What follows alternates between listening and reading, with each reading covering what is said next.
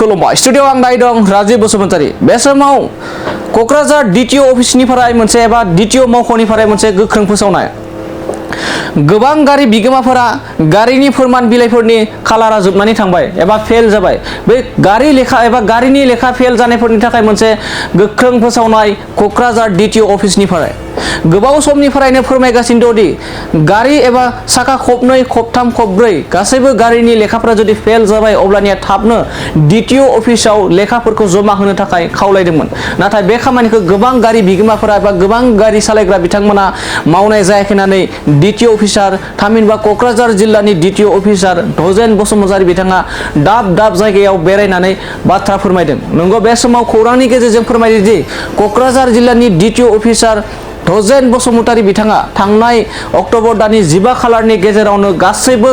गारिनि लेखा फेल जानायफोरखौ DTO अफिसाव बा DTO मावख'आव थामहिनबा क'क्राझार जिल्लानि DTO मावख'आव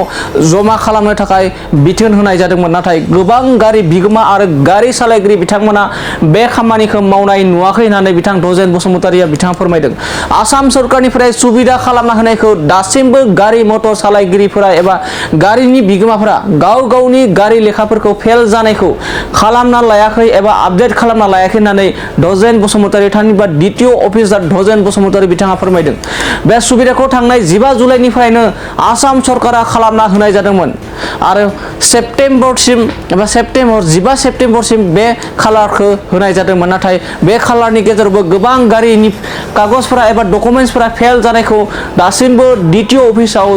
जमा खालामफैयाखै होननानै धजेन बसुमतारी थामहिनबा अफिसार DTO अफिसार धजेन बसुमतारी बिथाङा फोरमायदों नाथाय दा हान्था मेला बिफाननिफ्राय माखासे दिन बारायना होबावनाय जादों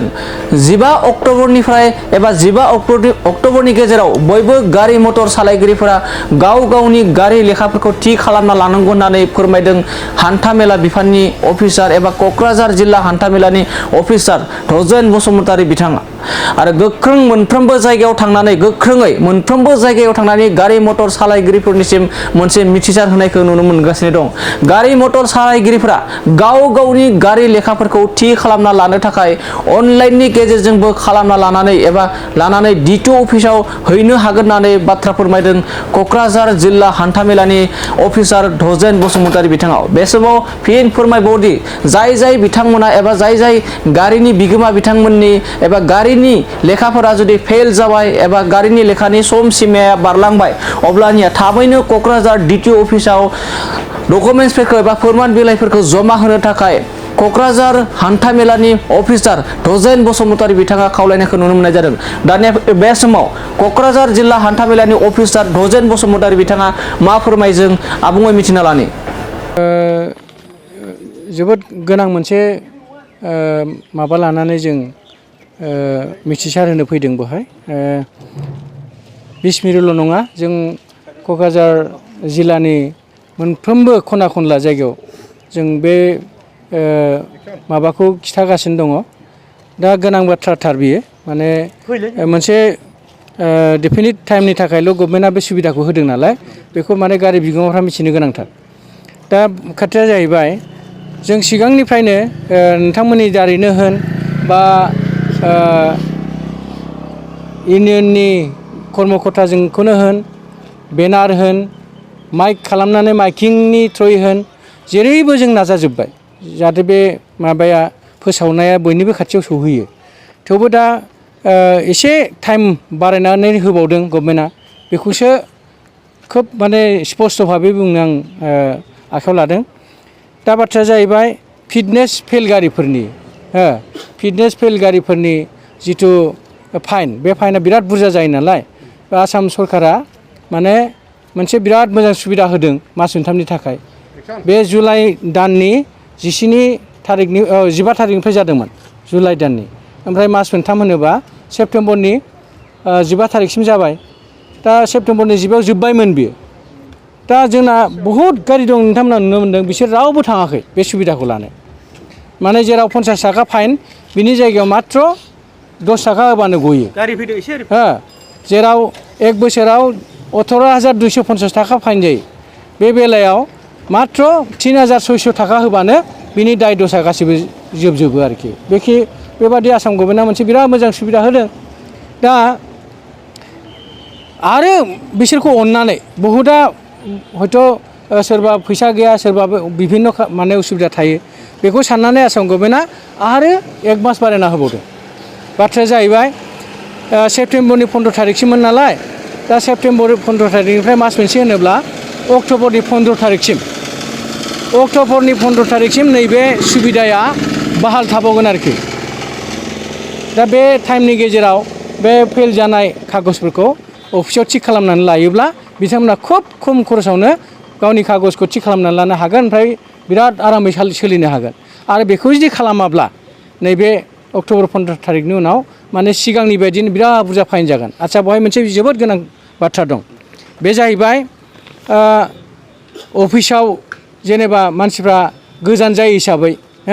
दा बिसमुरिनिफ्राय क'क्राझार टाउनसिम एसे गोजान बिसोरो गारि फिसा सालायनो जाग्रा मानसि टाइम थायाबो जानो हागौ दा थिग बेबायदिनो गसाइगाव बा खना खनला गोजाननिफ्राय दा बिसोरो अफिसाव थाङाजासे खामानि मावनो हानाय मोनसे आरो बेबस्था दंबावो बे जाहैबाय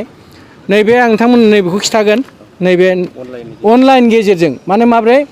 नैबे अनलाइन बेखौ मोजां खेबनायखौ जाहाथे नुयो माने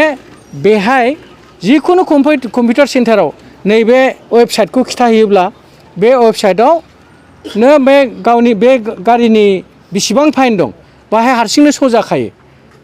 बेखौ अफिसाव हैबा सारेना खम गवा आरो नैबेहाय जिखुनु कम्पिउटार सेन्टाराव होबा बेवहाय सारेना बारा जाया बियो माने जेरावखि समानखा गतिके अफिसाव थाङाजासेनो गावनि गारिनि बे समस्त फाइनखौ कम्पिउटार सेन्टाराव होखांनानै रसिदखौ लानानै अफिसाव थांबा अब्लाना बेखौ नेनांला होमबाना गारिखौ लांबानो सानसेयैनो माने बे फिटनेस जानानै फैबाय आरो जुदि बिदि नङाब्ला आरो मोनसे सुबिदा दंबावो जेरै दा बै बिसमुरियाव मोनफ्रोमबो गारिया जुदि गावसिनि कागज पातिखौ थिक खालामनानै आंनो जुदि खिथाहैयोब्ला अफिसाव माने DTO अफिसाव जे जोंना बिसमुरियाव दिनै माने सानफ्रामबोथ' MBA फैबाय थानो हाया दा बे हिसाबै जुदि बिसोर खिथाहैयोब्ला दे जोंनाव दिनै 100 खान गारिया गासिबो कागज थिक जाजोब्बाय बेखौ माने MBA चेक खालामनानै सार्टिफिकेट होनो हासिगौ जुदि बिदि होनोब्ला बेनिबो प्रभिजन दं आं बेखौ थिक खालामनानै होगोन गारिखौ लानानै क'क्राझाराव थांनांलायनाय नङा आरोखि सार बेयाव खालि साखा खबनैनिबो सुबिदा दं नामा दा जोङो साखा खबनैनि खोथा बुङाखै बे गासिबो कमार्शियेल गारि जेरै साखा खबथाम इ-रिक्सानिफ्राय आरम्भ खालामनानै टेम्प'निफ्राय आरम्भ खालामनानै मिनि बास मिनि ट्राक गिदिर बास गिदिर बे गासिबो बे स्किमाव दंफाजोबो ओमफ्राय दा नों साखा खबनैनि खोथा बुंदों साखा खबनैयाबो सोरनाबा जुदि बिराद गोबावनिफ्राय जुदि बायग्लिनानै दंबा अथ'स' बिनि आरसिया दाबो माबायाखै बिनि आरसिखौ दाबो केन्सेल खालामनाय जायाखै बिनि थाखायबो बिथांमोना अफिसाव थांनानै गावनि आरसिखौ अफिसियेलि केन्सेल खालामनानै लाहैनांगोन बे अनलाइननि गेजेरखौ मालानिफ्राय बानायनो हागोन सार ना दिनैनिफ्राय बेखौ दिनैनिफ्रायनो बे दंखायो दा हैबाबो दाबो जायो बेयो आरो ओमफ्राय आं गले गले होनदों नैबे सुबिदाया खिन्थु माथ्र 20 दिनल'सै दिनैनिफ्राय नायोब्ला दा मा खावलायहरनो सार साफ्रोम गारि सालायगिरिफोरनिसिम बे एकदम स्पस्ट भाबै आङो खुथार खावलायदों बिथांमोनहा नैबे सरकारि भाबै जिथु सुबिदा होदों बे सुबिदाखौ ग्रहण खालामनांगौ बे सुबिदाखौ लानांगौ ओमफ्राय खम फैसाजोंनो गावनि कागजखौ थिग थाक खालामनानै राजाबादि सोलिनांगौ फैगौ समाव गासिबो कागजआ थिग जायाबा बिनि बेब'स्थाखौ मा लागोन सार बेथ' एकदम स्पस्ट नैबे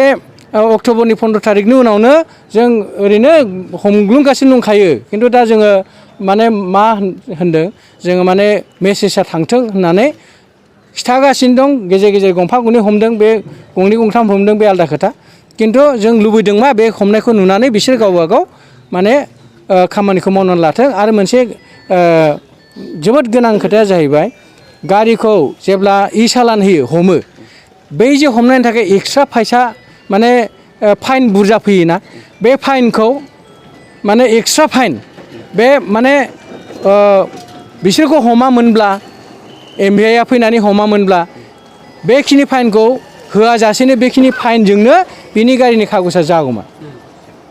दा बेनिखायनो गाव गावनो आवगायनानै फैनांगौ होमबाना हमनायनि बै जिथु কি ক'ব ছাৰ দে আচ্ছা আমাৰ ইয়াত এই গভৰ্ণমেণ্টৰ যিটো ওৱান টাইম ছেটেলমেণ্ট স্কিম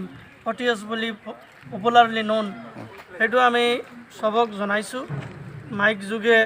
আৰু বিভিন্ন প্ৰেছ মিডিয়া হেৰিৰ যোগেদি তথাপি মানে আৰু অলপ মানে বেছি হেৰি হ'ব লাগিছিল ৰেছপন্স তো সেইকাৰণে আমি আকৌ আহিছোঁ চবক বুজাই দিছোঁ আমাৰ DTO সাহেবে অলৰেডি ইয়াতে এটা মানে বাইট দিছে তো কাজেই মই আপোনালোককেও অনুৰোধ কৰিম যে এই মেছেজটো যেটো আমাৰ অনলাইন অনগোয়িং OTS স্কিমবিলাক আছে সেই সুযোগটো গ্ৰহণ কৰিব লাগে ঠিক আছে ছাৰ